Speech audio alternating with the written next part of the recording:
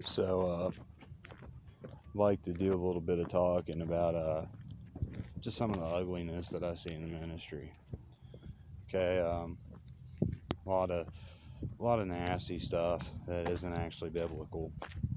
Um, so last night, I was there was you see, in case you don't know, I travel all the way around the country, preaching and being preached to, well, ministering, because it ain't always just preaching.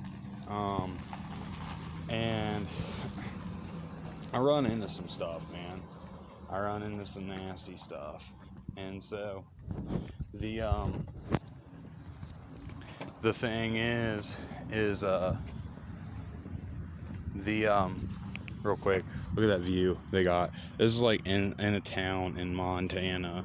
Like, this is what they get to look at all the time. Ain't that cool? But so the thing is yeah, I think I'll just walk down this way. But there's some nasty stuff that you see when you're in the ministry that you don't otherwise get to see. And so we're all human. We all have the flesh to battle with and whatever. But look at these trash cans they got out there. These things are huge. I've never seen this before in my entire life. But the thing is, though, is so last night I went to this church for a Wednesday night service, and told them a little bit about what I was doing, and about how I'm traveling, and I'm going where I feel like the Lord's leading me. And these people, they take me in, and they tell me, they're like, hey, well, we got a shower and a spare room, like, you want to come spend the night with us, get cleaned up, and whatever. And I was like, yeah. And it turned out to be a huge blessing. Okay, it really was. These people really blessed me, because like, just being able to get a shower is a really nice thing. You don't realize that normally, okay? But like, when you can just get a shower, it's really cool. But you see, you got to be careful, because there's a lot of stuff, like, and I was in no danger of any sort or nothing like that. But the thing is I was in no danger or nothing like that, but there was some coercion that went on. You see, the guy is an elderly couple. Well, the guy, he was a pastor for years and years and years. And this certain denomination, well, it's like a brand of church within this denomination that I really don't like, because, I mean, they are kind of culty, okay? Like, and so this guy, he just kind of like, if you ever seen The Dark Crystal, the Skeksis, Skeksis light gelflings, yeah, it's kind of like that. So this guy, he was of the school of thought, because he had been like through all of the the seminary school or whatever, and he had all the accreditation of man, right? And so I'm not ordained, I am no ordained minister, which I could become one very easily, but I just haven't went through all that process yet. I was going to, but the Lord, before I did it, the Lord called me out of where I was at, and for very specific reasons, which I didn't know. I didn't realize until after. But the thing is this guy, he was basically, and this is what these guys try to do. This whole like little brand, they got a lot of little Pharisees rolling around, and they're like, And they always say the same kind of stuff. Like, they're like, oh, well, you need a covering to preach over, and like, who are you accountable to? And you tell them God, and that's not good enough for them, because honestly, they don't believe. That's where their faith is lacking, is these guys tend to not believe that oh, I should have done that. But they tend to not believe that that anybody could be accountable to just God, right? Like, they think that you need man to tell you, hey, you're preaching right or wrong. And I agree with biblical authority. Don't get me wrong, as long as it's biblical. But that's the trouble, and this is why I have an issue getting under a lot of these denominations, and going and whatever, doing their little thing, because there's a lot of ugliness that goes on within these denominations about the other denominations, and there's a lot of just bad stuff that goes on, and so but this guy, he was trying to, tell me like, oh, well, like, and he did at one point, because like I told him about my background with drugs and whatever, and like, of course, when I tell them what all I'm doing, he starts making this assumption that like I'm just doing this because my brain's messed up from the drugs I did, because he's one of them guys who, was smart enough to never touch a drug a day in his life. But the thing is with that, he doesn't know, like, especially like, yeah, the Lord heals you, like, of a lot of stuff, and he healed me of a lot of stuff when coming to him from drugs. And so the thing is but he was he's trying to like get me, and he's very trying to be very tactful about how he's even bringing it up. He's trying to like he's trying to like do it without ticking me off or whatever, I guess, because like I guess normally people would, but he's trying to be very tactful about approaching it, and I guess he just don't want to offend a brother, and whatever, but which is probably wise. But the thing is this guy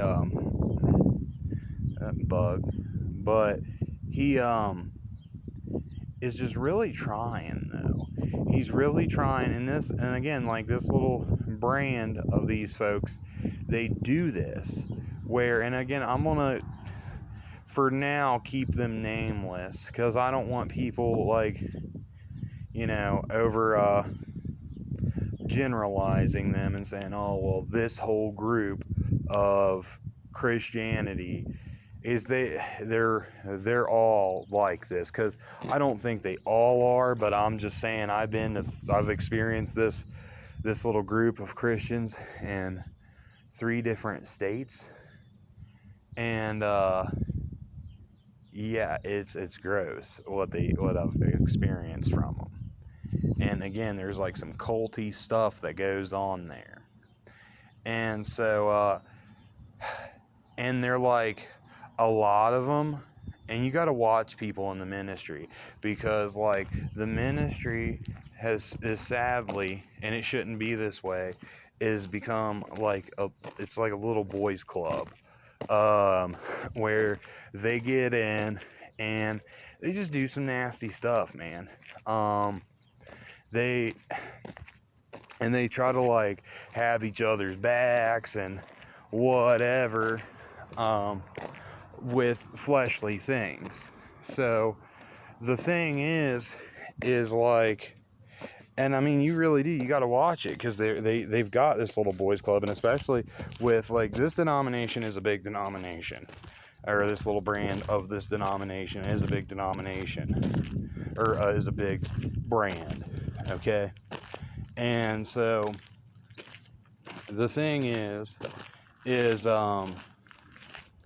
they and they do spread the name of Christ, but what I've seen is they spread a very, because they will sit there, they try to, like, the calling card I've noticed a lot of them is, well, they'll say something to this degree, or something like it. They'll say, well, I like the King James version, but it's not the best version of the Bible, and it's like, dude, no, okay, no. Like, when you actually look into how it was made compared to all these other perversions, like the King James Bible it's not the version, it is the Bible. These other ones are they're versions, perversions, but they do this. And so the thing is like, and they try to coerce you into accepting a watered down version of the word, and they try to really justify fleshly stuff with it instead of crucifying it and whatever. And so, and they try to that conviction you have, you need to just let that go. Honestly, I think a lot of them work for the devil.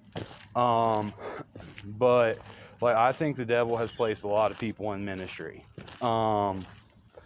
But the thing, or well, if not, I don't know necessarily place them, but maybe turned them at some point in time or something, because not everything is on the up and up. So the thing is it's just really gross, man. And he but he's trying to tell me straight up, long story short, I know I'm kind of muttering it along. He is just trying to get me to go and get under their little denomination, get under their thumb, which is what a lot of these guys will try to do. They try to get you under their little thumb, and and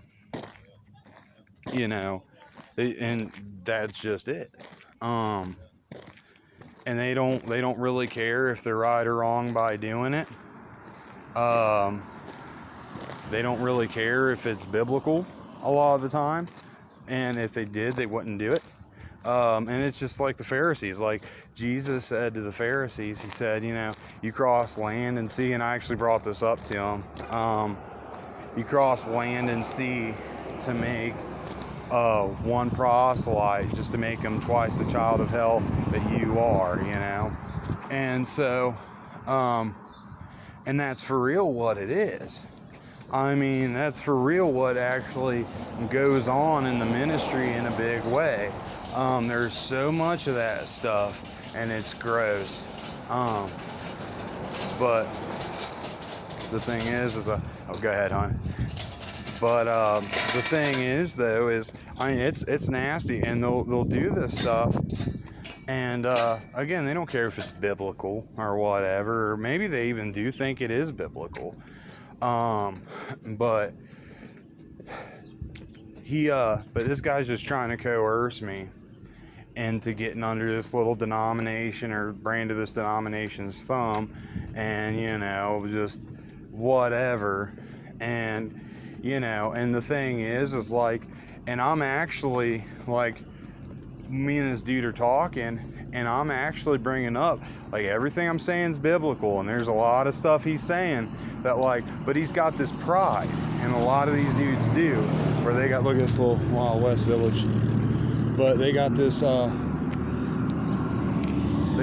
pride built up, where they think, oh well, like he said, no scripture is of private interpretation.